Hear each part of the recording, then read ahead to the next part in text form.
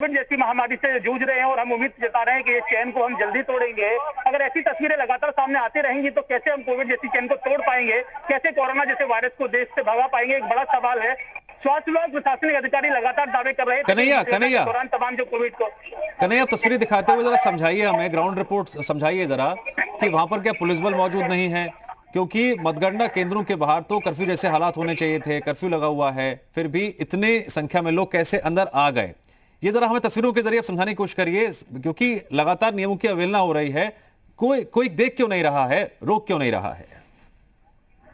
देखिए, पुलिस की बात करें तो पुलिस पर्याप्त मात्रा में है। पुलिस कर्मी ही नहीं, पुलिस के आला अधिकारी भी मौके पर है। लेकिन अगर यहाँ पर हम तस्वीरों में आपको दिखाएं तो पुलिस कर्मी, क्योंकि जब आला अधिकारी ही यहाँ पर गंभीर नहीं दिखाई दे रहे, तो आप पुलिस कर्मियों का यहाँ नजारा देख सकते हैं कि सिर्फ कुर्सियां बैठकर समय अगर संभव हो तो बात करके देखिए, जरा पूछिए क्या वजह इसके पीछे। क्योंकि बात करने की कोशिश करते हैं, यहाँ पर कई लोग हैं, क्योंकि अधिकारी जो पुलिसकर्मी हैं, हम लोगों की जो उनसे बात की गई तो लोगों का कहना था पुलिस अधिकारियों का कि कहाँ इन लोगों को ले गए। आप समझ सकते हैं कि जब अधिकारी ऐसे बयानबाजी कर रहे हैं, ये तस्वीरें आप देख सकते हैं, पुलिसकर्मी भी यहाँ पर मौजूद है। सिर्फ यहाँ पर समय पास वो लोग कर रहे हैं, क्योंकि जिस तरीके से ड्यूटी उनकी लगाई गई है, वो लोग चाहते हैं कि उनकी ड्यूटी ऑफ हो, दूसरी शिफ्ट में जो लोग पुलिसकर्मी लगे हुए हैं वो यहाँ पर आए। लेकिन अगर व्यवस्थाओं की बात की जाए, कोविड की यहाँ पर जो बात की जाए कि का पालन हो रहा है, तो बिल्कुल तस्वीरें आपको साफ तौर पर दिखा सकते हैं कि किस तरीके से यहाँ पर लोग अवेयर हैं। यहाँ के अधिकारी, यहाँ के प्रशासनिक अधिकारी, यहाँ के स्वास्थ्य विभाग के लोग कितने अवेयर हैं। पुलिसकर्मी यहाँ पर हैं, पुलिस के आला अधिकारी भी यहाँ पर हैं। लेकिन तस्वीरें जो बिल्कुल बयां कर रही है कि जब आला अधिकारी इस मामले में ढीला रुख अपना रहे हैं। एसपी देहात से हमारी बात हुई है जो यहाँ के थे, उनका कहना था कि इन लोगों को हम लोग कहाँ लेकर जाए। तो आप समझ सकते हैं, अधिकारी ऐसी बयानबाजी कर रहे हैं तो आम पब्लिक में क्या इसका मैसेज जाएगा कि इन लोगों को कहाँ लेकर जाए। आने वाले जब इन लोगों की एंट्री हो रही थी, ये पहले ही तय होना चाहिए था कितने लोग यहाँ पर आएंगे, किस तरीके से दूसरी शिफ्ट में दूसरे लोग आएंगे। एक साथ इतने लोग छोड़ दिए गए तो अगर एक भी व्यक्ति इसमें संक्रमित होता है तो कितने लोग इसमें संक्रमण का शिकार होंगे और कितने परिवारों तक संक्रमण पहुंचेगा। ऐसे में जब देश की स्थिति हर रोज सुधारने की कोशिश की जा रही है, प्रधानमंत्री नरेंद्र मोदी खुद आह्वान कर रहे हैं कि लोग चैन को तोड़ें, लेकिन ये तस्वीरें हैं जो बिल्कुल विपरीत दिखाई दे रही है। ठीक है, वो करते हैं हम फिरोजाबाद का, जहां मौजूद है परमेंद्र, आप भी लगातार सुबह से रिपोर्टिंग कर रहे हैं, आपके पास क्या अपडेट है?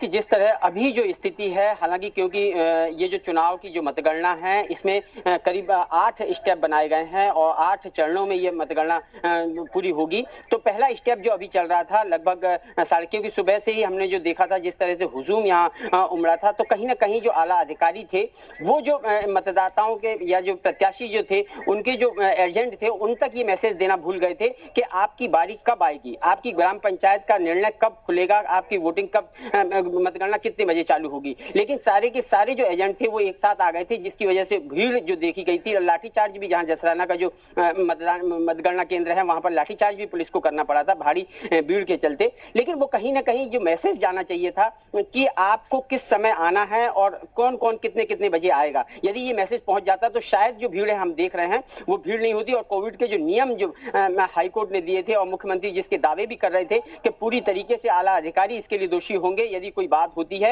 या किसी भी तरीके से कोविड का नियमों का पालन नहीं होता है। तो लेकिन यहाँ पर जो स्थितियां दिख रही हैं, कमोबेश सभी जगह एक ही जैसी स्थिति है कि कोविड में मास्क जरूर है सभी के पास, लेकिन किसी भी तरह की सोशल डिस्टेंसिंग यहाँ दिखने में नहीं आ रही है।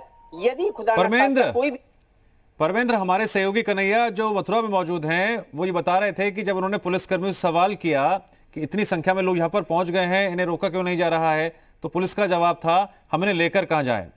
आप जहां पर मौजूद हैं वहां पुलिस क्या दलील दे रही है?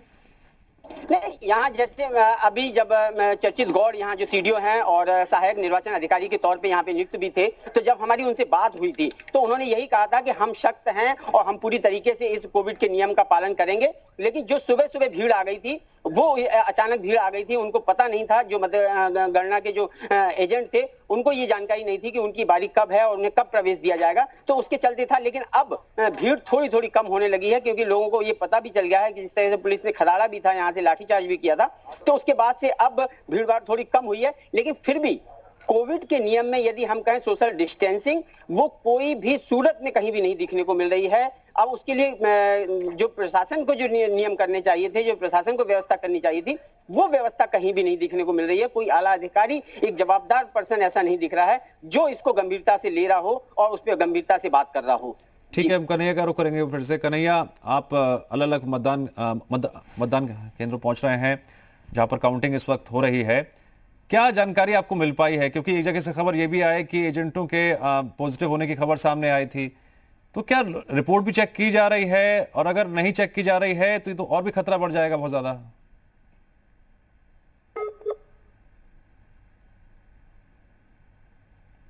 कन्हैया, मतगणना केंद्रों का लगातार दौरा